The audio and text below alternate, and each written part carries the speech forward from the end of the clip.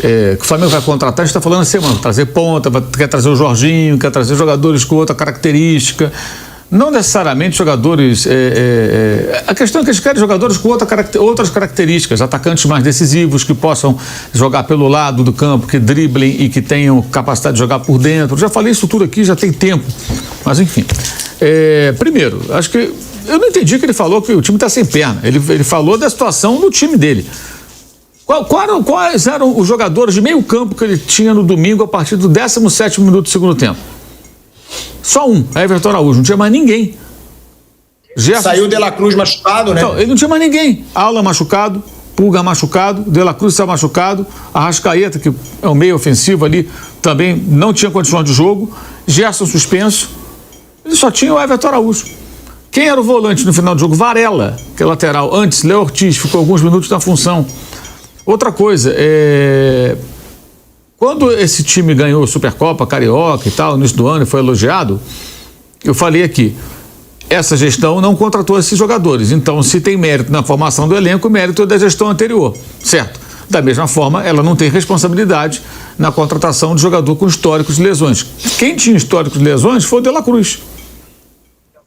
Mas qual outro jogador tem históricos de lesões graves entre todos esses contratados?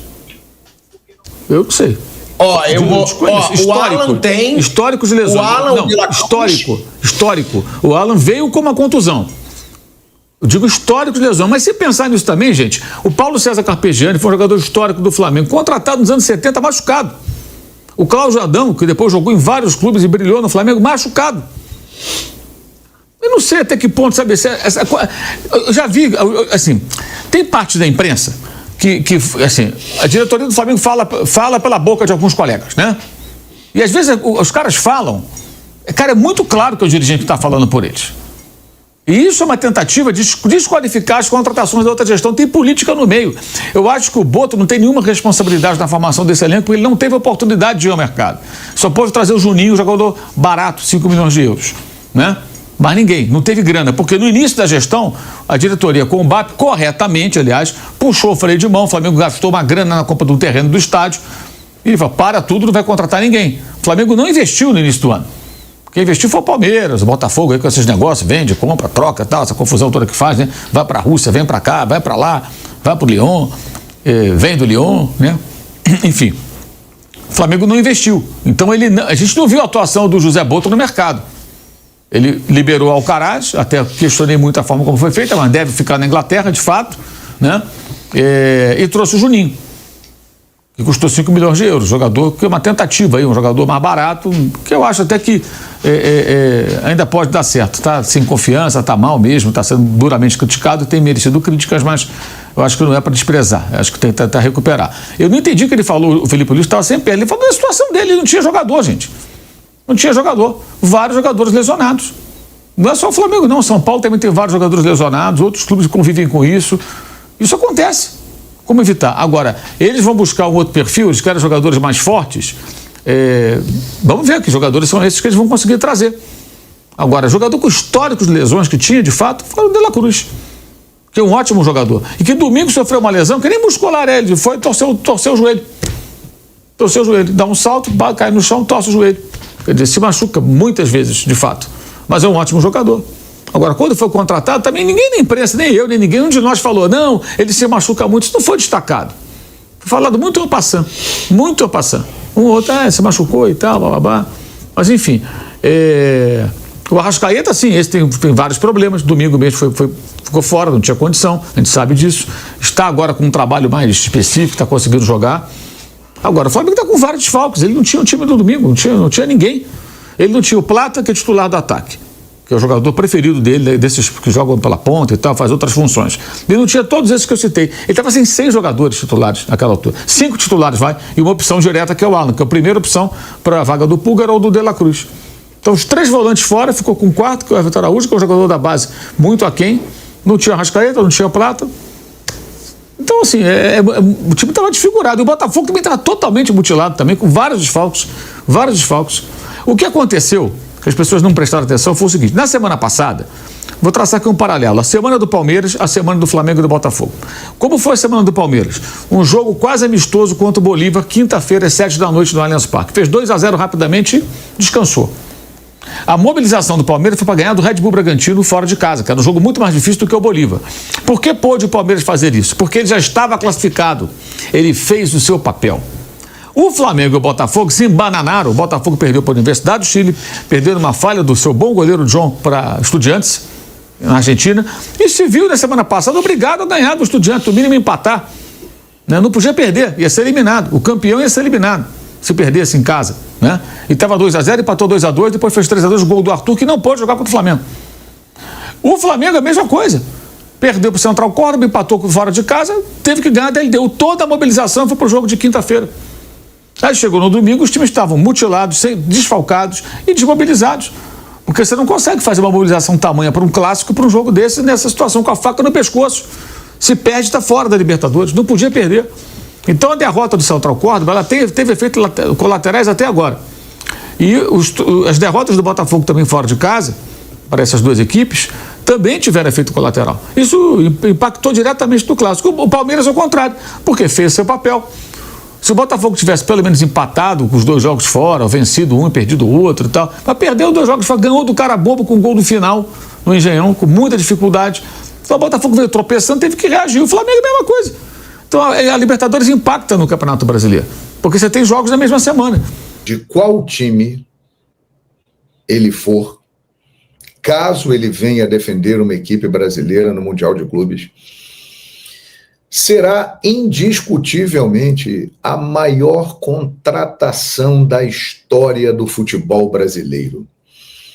Até hoje, esse posto, na minha avaliação, cabe a Romário, 1995, quando ele foi contratado pelo Flamengo. 6 meses depois de ter conquistado o Tetra com o Brasil na Copa de 94 e ter sido o melhor jogador da Copa e ter sido escolhido o melhor jogador do mundo, Romário chegou ao Brasil para defender o Flamengo, abriu mão de ficar no Barcelona. Foi um impacto mundial.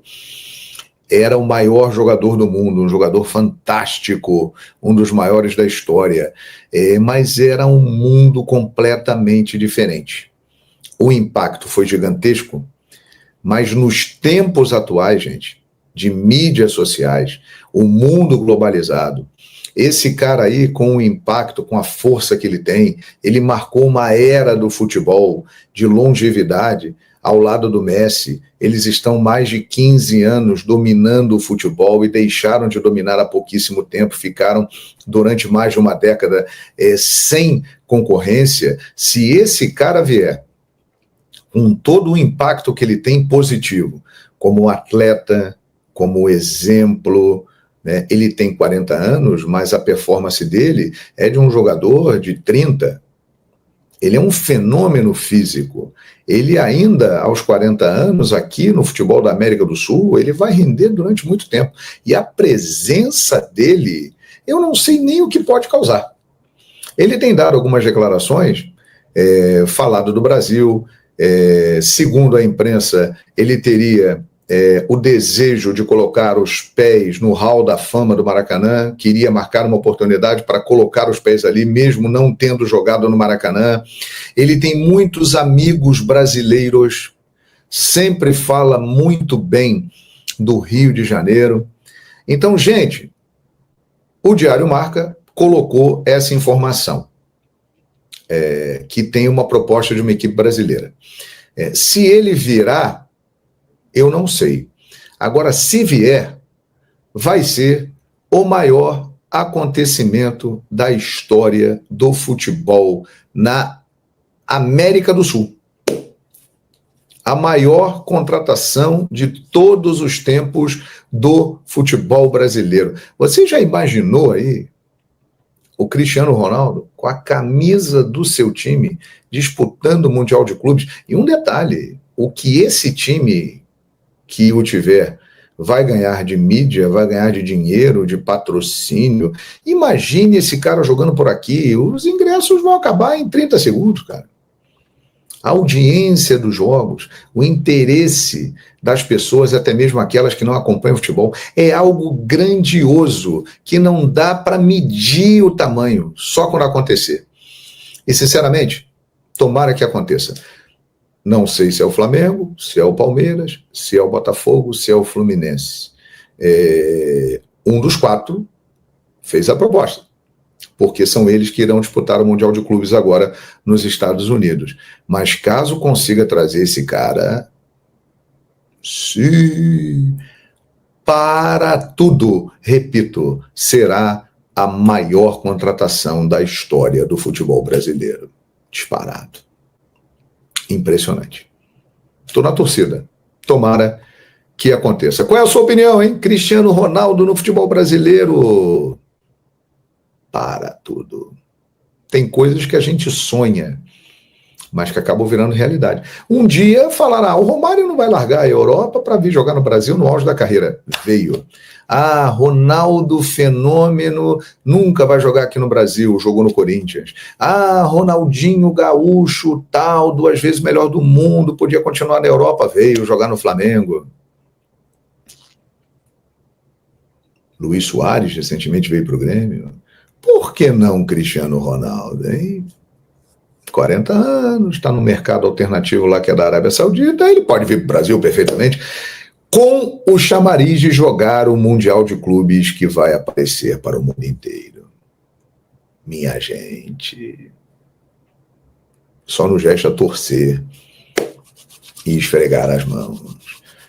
Tomara que aconteça. Concorda comigo? Vai ser a maior contratação da história do futebol brasileiro de todos os tempos? Já pensou, nação? Cristiano Ronaldo vestindo o manto sagrado e jogando no Maracanã lotado. Imagina o CR7 no Mengão? O que vocês acham disso? Então é isso, nação. Lembrando, créditos e agradecimentos na descrição. Tchau.